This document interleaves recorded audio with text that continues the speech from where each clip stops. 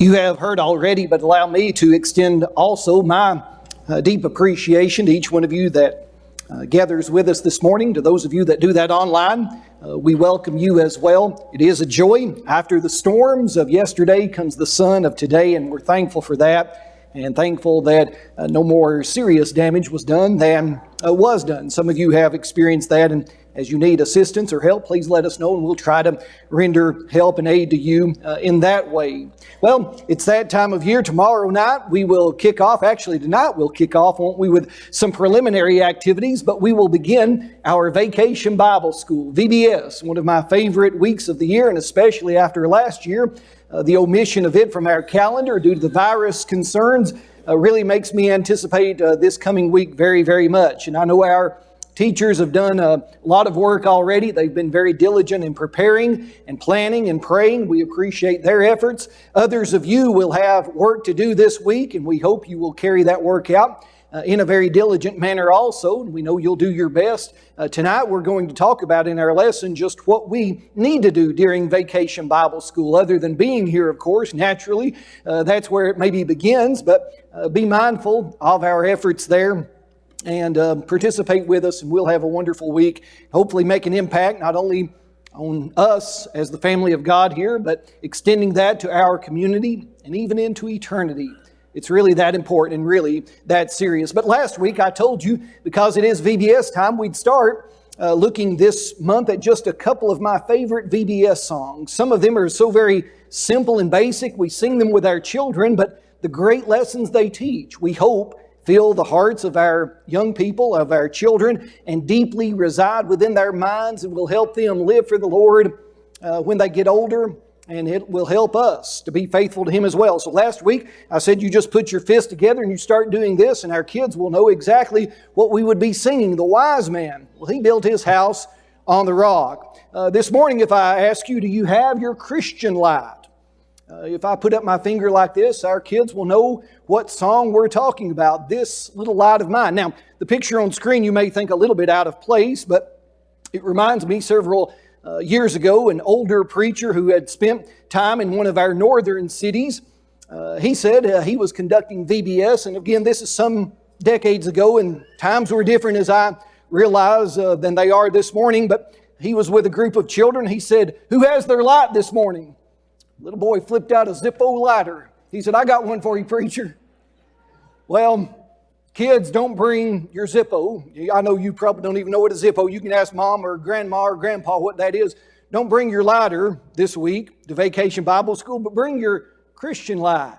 Because Jesus said in Matthew chapter 5, verse 14, beginning, "You are the light of the world. A city set on a hill cannot be hid, nor do they," that is, those who have a light, "nor do they light a lamp and put it under a bushel or under a basket, but on a lampstand, so that it may give light to all that are in the house. Let your light so shine before men, that they may see your good works and give glory or glorify your Father who is in heaven."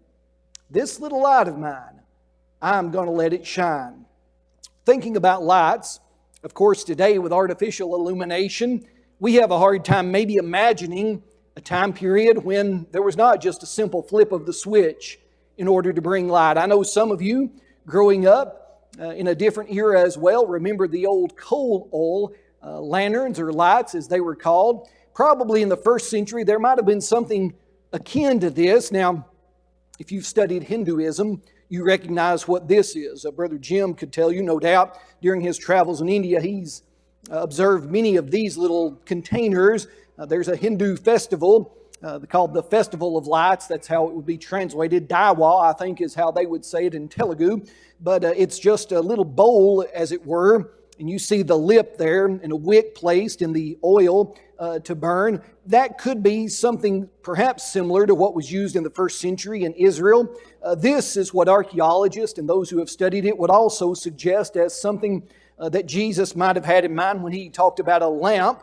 Again, it doesn't look like anything that adorns the decorations or decor of your home, but an earthenware, a pottery vessel made there of hardened clay, of course, and it had an area where the oil, probably olive oil in all likelihood, in Palestine was deposited, and then the oil would, of course, ignite the wick on the other end. And so this would be what Jesus was probably talking about. Again, if it looked just like this, I cannot say with certainty, no one can, but that's what he means. This is the light. This is the lamp that they enjoyed. But we've, of course, turned it into a little song. And as I told you last week, I'm contractually prohibited from leading singing, so there's the words to it, and you know it and you can hear it in your head. This little light of mine, I'm going to let it shine. Where this hymn originated, we're not sure. It first appeared in written form in the 1920s. Some suggest that it was a much older adaptation of an African-American spiritual number, and that may well be, in fact, where it came from, but we remember the words. This little light of mine, sometimes we put this little Christian light of mine, I'm going to let it shine. Well, how do you do that? All around the neighborhood, and we'll do those motions with our children. I'm going to let it shine. Hide it under a bushel? Well, Jesus said some did, but no, I'm going to let it shine. And then I won't let Satan, I don't know what sound you make, if you make a or blow it out.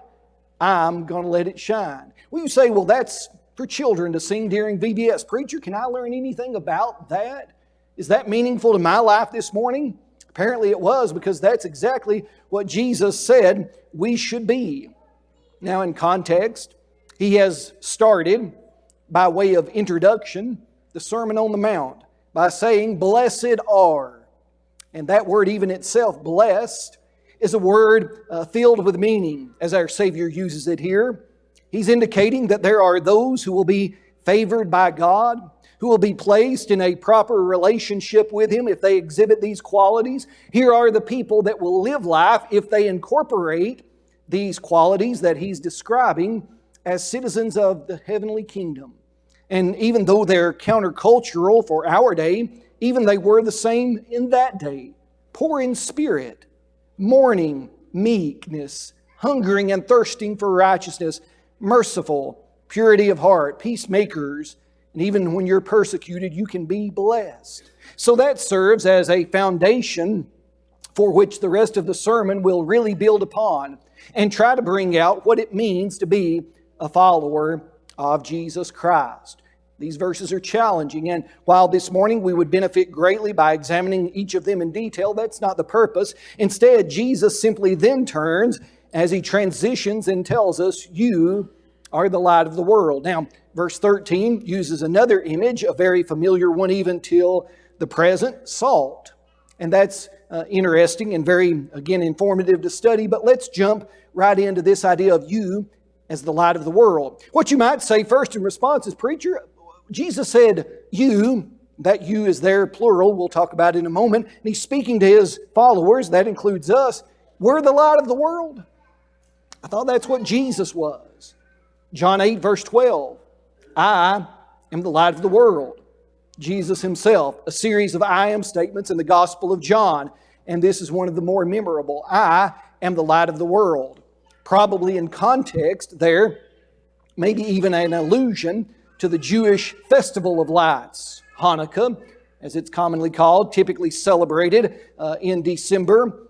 Jesus, though, says it's not about candles, it's not about the oil during the purging of the temple, if you know the intertestamental history attached to it. Jesus said, I'm the light of the world. In chapter 9, verse 12, or chapter 9, verse 5, as long as I'm in the world, I'm the light of the world. But the Bible makes clear we are lights too. In 2 Corinthians chapter 4, defending his ministry, Paul talks about that some were underhanded in how they dealt with the gospel. And he says, even if some are perishing, the gospel might be veiled, but our gospel is not, because God has called darkness out of light, and in the light of God's knowledge, in the face of Jesus Christ, we have that light, that truth. In Philippians 2 and verse 15, Paul told the church at Philippi, those Christians, we are to be the children of God. Well, how do we do that? What are we to be like? Well, to be holy and blameless. We are to be those children of God who shine as lights in the world. The implication, of course, is the world is a dark place. And all throughout Scripture, both in the Old and the New Testament, you're aware, darkness represents sin, wickedness, ignorance, rebellion against God, while light is the best way that we can physically represent God. Even Paul would tell Timothy that it is God who dwells in unapproachable light.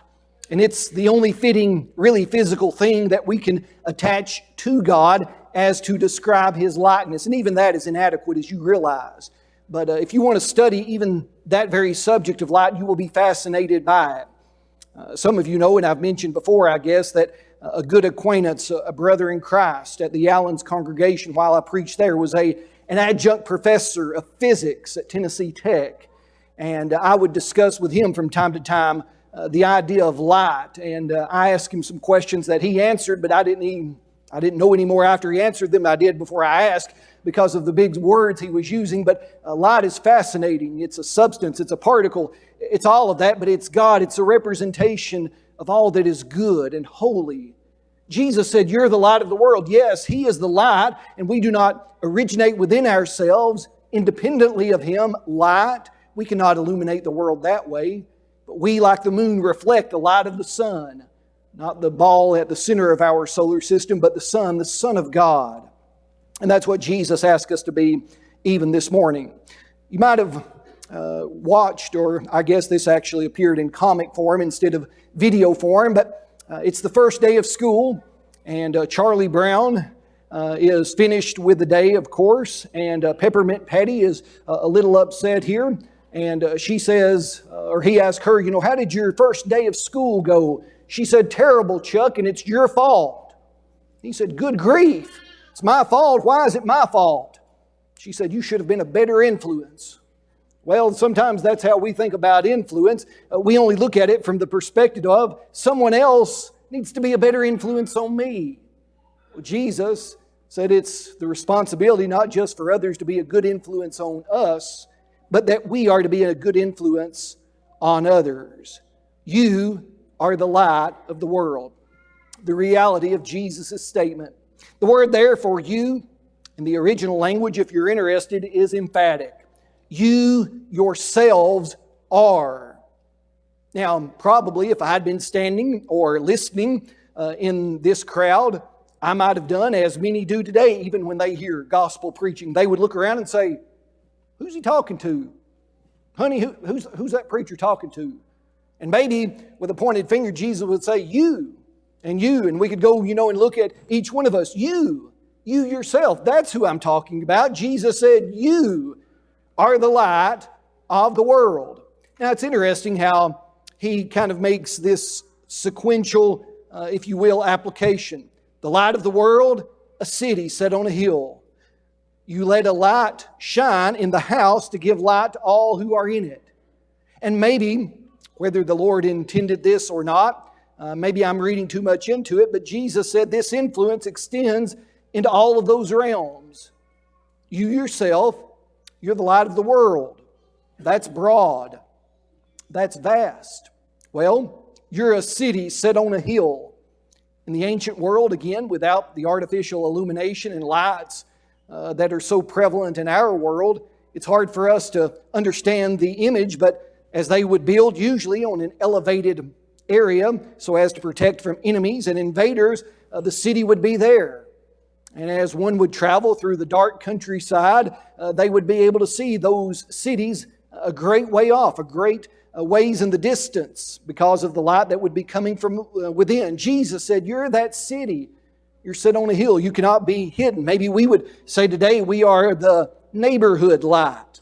We are to impact those in close proximity to us. And then he says in verse 15, you light that lamp in your own home. And typically, even in these first century dwellings, there may have only been one lamp, one source of light. Again, our minds struggle to really comprehend that idea with the prevalence of a light and multiple lights and illumination in every room. But Jesus said, even in your home, a light and a lamp is lit. And it is not concealed. That wouldn't be of any benefit, but rather put on the lampstand, a receptacle from which that light could shine even brighter, where it would have greater range. Jesus said that's the influence that you are to be. Now, if you get some theology from the Andy Griffith Show, you have to be careful, but at least I think this point is well made in one of the episodes. I don't remember all the details. I know some of you are aficionados, and you'll correct me after we're done, and that's okay. But the best I remember, Sheriff Andy's out of town, and so Barney's left in charge. And he's got Gomer to be his assistant deputy, I guess, on this particular occasion. And he assures Andy before he leaves, we'll take care of everything, nothing will happen. And everything goes well for a while, but then Andy and Gomer are out on patrol one night. And they see the bank being robbed. And Gomer gets really excited, and Barney does too. So Gomer said, somebody needs to call the police. And of course, Barney makes the deduction, we are the police. What's the point? I hope you see it fairly easily. Jesus said, you're the light of the world. We talk about what's going to make the world a better place. It's not a politician. It's certainly not a movie star or a celebrity or any other quote-unquote, influencer in our society or culture. The world's going to be a better place if people are going to love each other more, if truth is going to be taught, if righteousness is going to prevail. It must be the people of God who do it. We can't invest in enough government programs to do that. The last 50 years have taught us that, no matter which side of the political aisle you sit on. And if that offends you, then I'm sorry, but it's true. We cannot put our trust in others to whom we assign so much importance. And young people, I know that you're presented especially with these examples as to those to whom you should look and gain some sort of insight or some sort of meaning and purpose and direction and wisdom in your life. Don't do that. Look to the people of God. And we as the people of God, no matter our age, Jesus said, you're the light of the world. That's who we are. And that's what we must be. That is the reality of the situation, and Jesus does not mince words. This little light of mine, I'm going to let it shine. I have to let it shine. I have to let it shine wherever I go, all around the neighborhood. Wherever you go, you're in that neighborhood where that light should shine. That's the reality. But here's the second idea that Jesus tells us, and that's there's a responsibility.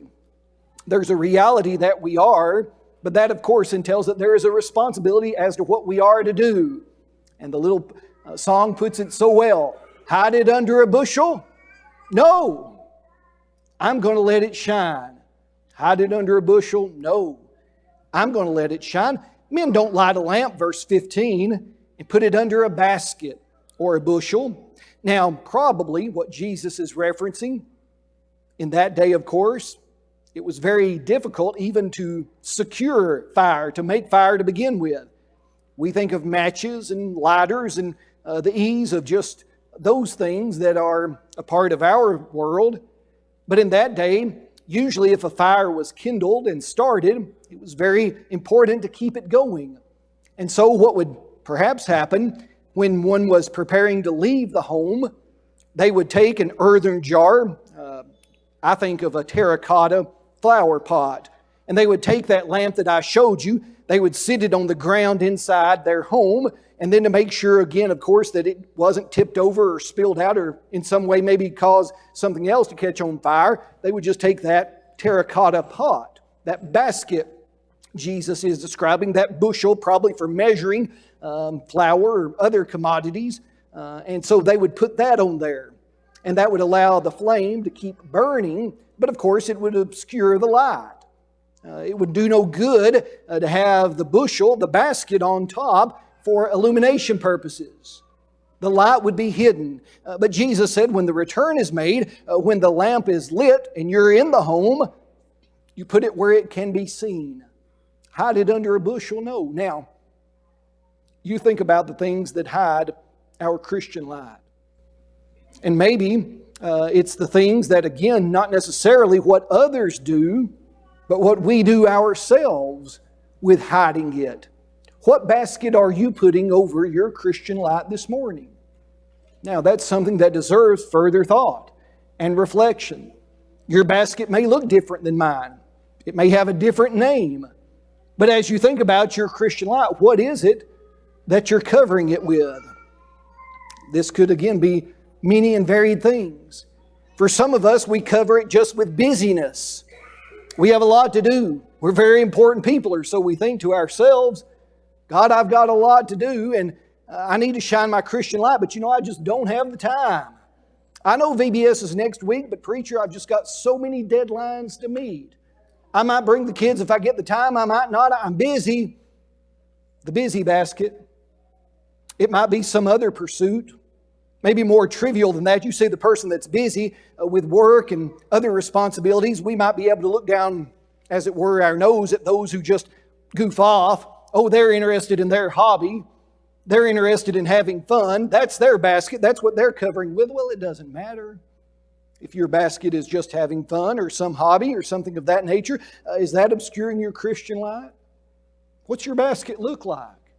Whatever it is, Jesus said, don't put your light under it. Put your light on a lampstand.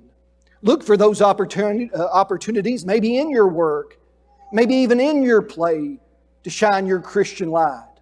That's what we need to do. Now, there's a wonderful passage that describes this beautifully in Colossians chapter 3. And the word hidden is used there, so that's why I want to use the verse. In Colossians chapter 3, Paul builds on the reality that the Colossian Christians had been buried with Christ, chapter 2, verse 12. And baptism is that time which an individual is buried with Christ. And baptism is a very, very serious step of obedience. And we can unduly both maximize or minimize its importance. We cannot make it so important that it negates the grace of God that we spoke of at the Bible study hour. Rather, it is the acceptance of God's grace by complying with the instructions He gives in order to receive that forgiveness. But neither can we minimize it, as so many are guilty in saying it is of no importance at all. The theology of it is so much richer than that. Paul says, you've died with Christ. And he puts it in this language, if then you have been raised with Christ. You see, baptism is a burial, but you don't stay there. Just as Christ did not stay in the grave, you're raised. He said, if you've then been raised with Christ, seek those things which are above, where Christ is. That's where He's at, on the right hand of the throne of God. Changing my perspective is what's involved in becoming a Christian.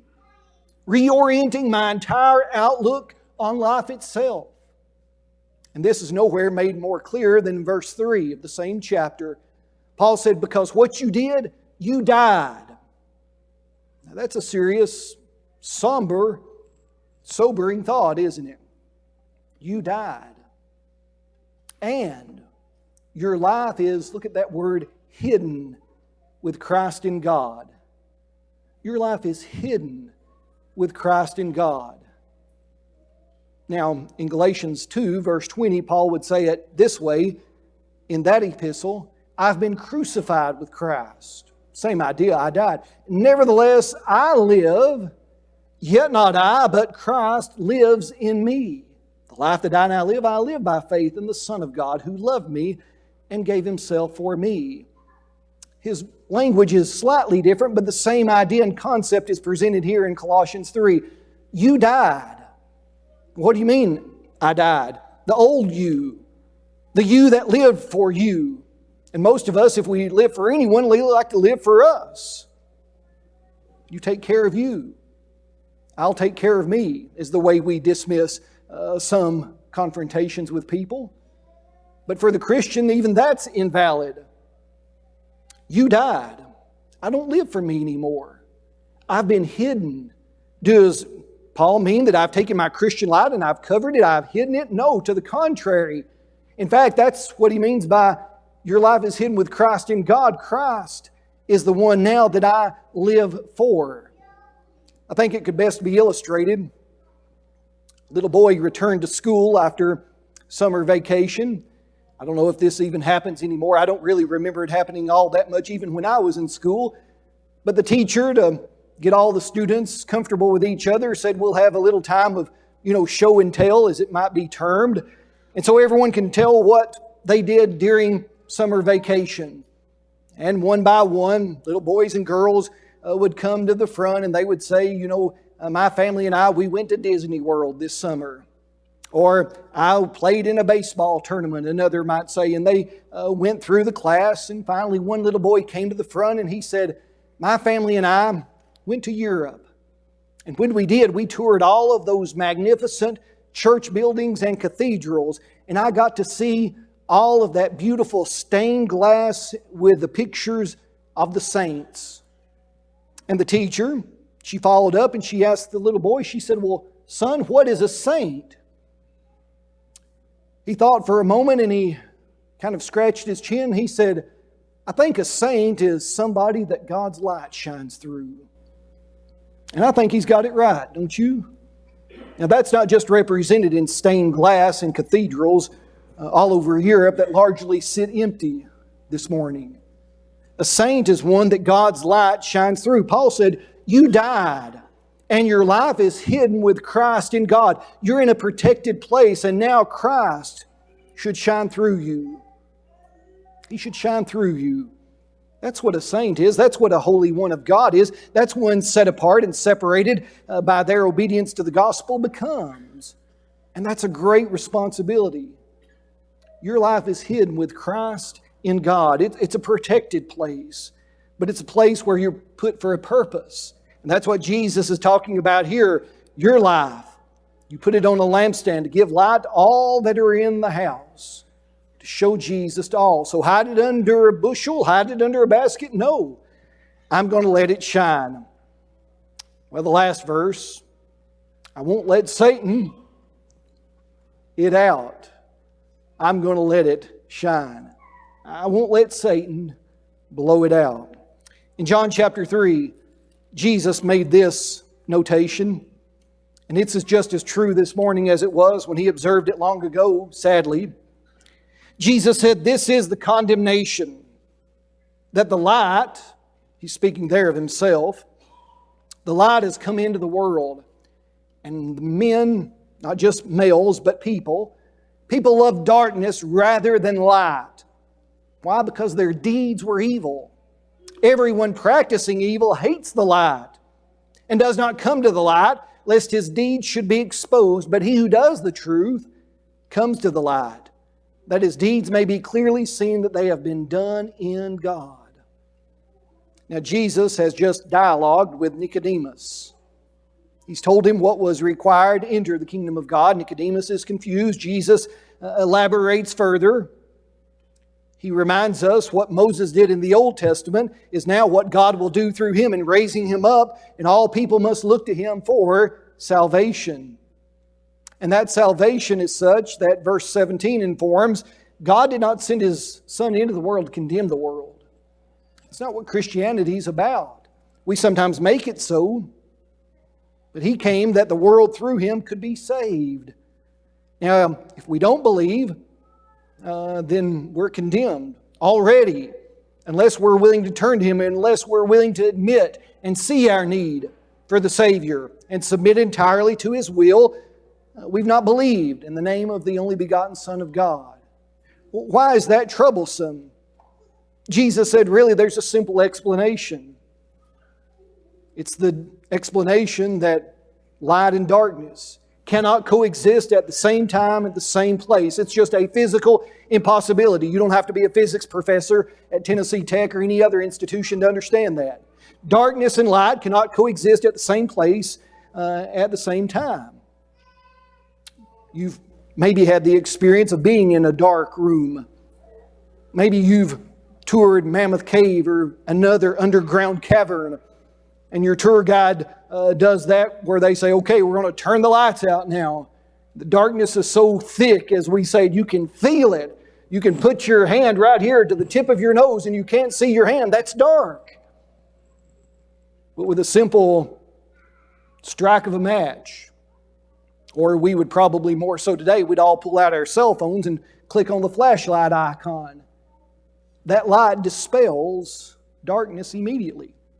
It said, and this is something I learned from the brother that I told you about earlier, he said that if you were in a totally dark environment, that a single match can be seen in a 5-mile circle. I don't know how they did that experiment, but just think about if you were in a place where there was no light at all, one match, just the simple light coming from one match could be seen if you drew a 5-mile circle around it. That's how light dispels darkness. It's pretty amazing.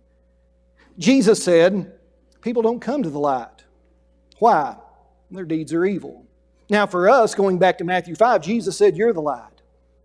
He doesn't use the verse that we're using, don't let Satan blow it out, but probably that same idea is maybe contained in what he's saying in verse 16 in a positive way. Let your light shine before men, so that they may see your good works and pat you on the back and tell you you're doing a good job. No, so that they can glorify your Father who's in heaven. How is Satan blowing lights out this morning? Again, the ways are many and varied.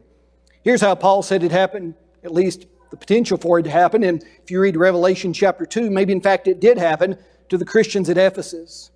In Ephesians chapter 5, Paul says, beginning in verse 11, have no fellowship with the unfruitful works of darkness. Don't go where it's dark. Don't be involved in what is dark. You can't go there as a Christian and have a light. You have to extinguish your light if you're going to participate in that. Rather, expose them. Refuse to participate. It is shameful even to speak of those things which are done by them in secret, but all things that are exposed are made manifest by the light. For whatever makes manifest is light. Therefore, he says, here's his conclusion, and it's from an Old Testament quotation, awake you who sleep, arise from the dead, and Christ will give you light. It seems to me that that's a pointed rebuke of maybe the Christians at Ephesus who were allowing Satan to blow their lights out, who were allowing their lights to be extinguished, or at least to be diminished. And as we said from Revelation chapter 2, by the time the Lord pens that letter to them by way of John, they left their first love, and He told them to repent. And so this warning is even applicable for us this morning. We have a responsibility not to let Satan blow our lights out, not to cover them even, not to even cause them to be diminished. And he works tirelessly to do that. Every day, that's his purpose, that's his aim, that's his goal. And if I may say so, I think over the last year he has succeeded. Sadly as I am forced to admit his success and to give him credit for it, he has. The COVID virus has extinguished the lights of many of God's people. Now, those of you that have been here know that I've I guess I'll just share my personal thinking with you out loud, rode the roller coaster on this issue. Initially, I thought it's no big deal. Later, especially after my mother contracted the virus and danced around, if you will, tiptoed around death. Thankfully, by God's mercy, she recovered. I changed my attitude, but even now on the backside of it, I'm trying to have a more rounded interpretation even of the idea to say, yes, life is dangerous. Yes, there are sicknesses and diseases that we should try to prevent the spread of. We should try to take measures whereby we ourselves are protected. But that does not mean and can never mean that we sacrifice our diligence and devotion and faithfulness to God, and whatever that means. Some of you may be watching or listening this morning at home, and if you are, we love you, but if you can be here, you need to be here. And I say that as kindly as I can. If you're here this morning and you've not been here before because you say, hey, I'll just watch you online. I'll sit there in my pajamas and I'll participate. You need to be here. That's just one small way in which your light needs to shine, because you see, a light only shines best when it's with others. Christians have to be together. We put our lights together. Your light, you may say, preacher, I've only got a little spark. I've just got a little match. If that's all you've got and that's all I've got, what happens though when we put them together? They get brighter, don't they? And then still someone else, they'll come. Some of you have more than a match, at least to offer. That may be all you're holding, but you could hold a torch. You could illuminate many more by your example. But by your failure, by covering it, by letting Satan blow it out, others walk in darkness. And you do too. You see, the danger of this whole idea that Jesus gives us is not just that we walk in darkness. That's terrible enough.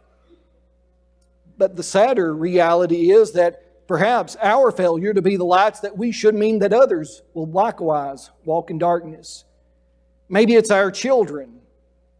Many children who have grown, and we'd say grown up in the church, for some reason in early adulthood, no longer have any interest in living the Christian life. And parents are perplexed. And I know there are no doubt many times a multitude of things that factor in, but perhaps it was just the reality that mom and dad didn't really have a light that was shining very brightly. Or maybe they took their light home after they got home on Sunday and they put a basket over it and said, we'll worry about church next Sunday, maybe if something else doesn't come up. Or maybe we'll just let Satan blow it out altogether. Let your light shine before others. They'll see your good works. My job is not to shine it in their face. It's not to set them on fire. Even a preacher may say, that's your job. No, my job is just to shine my light and let it do its task. The lighthouse doesn't guide the ship. The captain has to guide the ship. The light just provides him the way to know the way he should go. You have to guide your life. You have to, with the Lord's help, direct your steps. You have to use His Word as the lamp to your feet and a light to your path. And I need to use my light to help you see that more easily. And I hope even this lesson has done just that. If you're a Disney fan, you might have liked, several seem to dislike, the remake of Mary Poppins. Bert was written out of the script, and Jack, this guy, was put in his place. And Jack is a lamplighter in London. And if you have studied the history of lights, you know that gas lanterns were first used in the early 1800s, first in Birmingham, England, and then they spread across that country and came to our shores shortly thereafter. But today we see our street lights all up and down these streets, of course, operating by electricity. But in those early days, natural gas piping was taken and run under the streets and then up to these lamps. And each night, as it's depicted there in the movie, these guys would have to go and manually light each of them. And then the next morning they would have to come back and, of course, extinguish them. Well, the story is told that Robert Louis Stevenson, well-known author, Treasure Island, other volumes, well-known to many of you, he grew up in Great Britain. And one night his parents, maybe his nanny, had put him to sleep. And after a few minutes, they heard him just chuckling in his bedroom, just giddy with delight. And so they were curious. Most kids, especially if they're boys, at least in my experience, you have to kind of sit on them to make them go to sleep some nights. They're always excited about something. And they listened to him for a while do that. And they finally decided to check on him. So they opened the door and he was at his window. And just with almost clockwork regularity, he would hee. And finally they stepped in. They said, "Son, what are you doing?" He said, "Look." And way down the street, a lamplighter was coming up the street.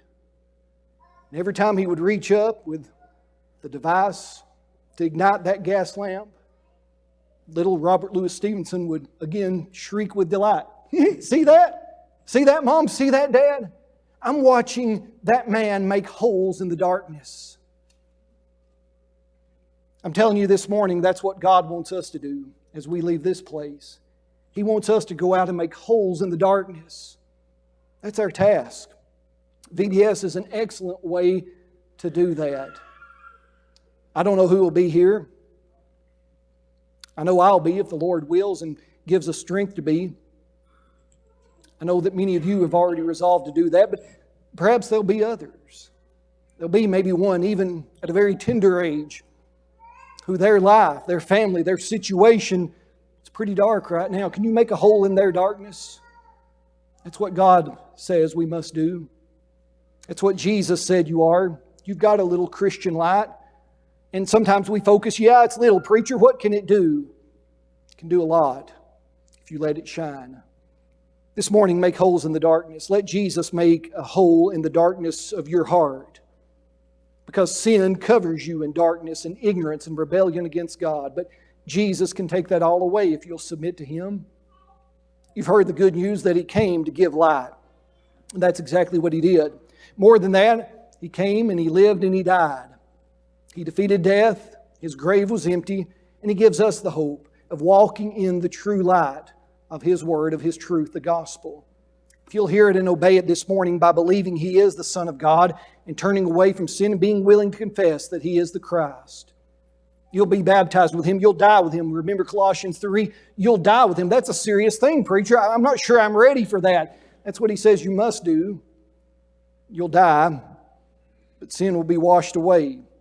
You'll be raised in newness of life. You'll be raised with a new light on life. Forgiven, cleansed from every sin, made a member of the family of God, and given your light, and enabled then to leave this place as a light to shine for Jesus. Maybe this morning you've done that. Are you letting your light shine all around the neighborhood? I know sometimes it's hard. I've got a few neighbors that it's pretty tough to shine the light with them, but I'm trying. We're making our efforts with them.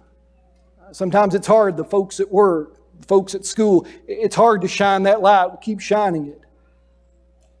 You'll show them the way even in the darkness. Are you putting something over your light? Do you have a basket? Whatever that basket is, get rid of it. Are you letting Satan blow it out? Has he made it too easy for us? Has he divided us in other ways? Has he caused us to focus on fear or apathy or whatever the case may be?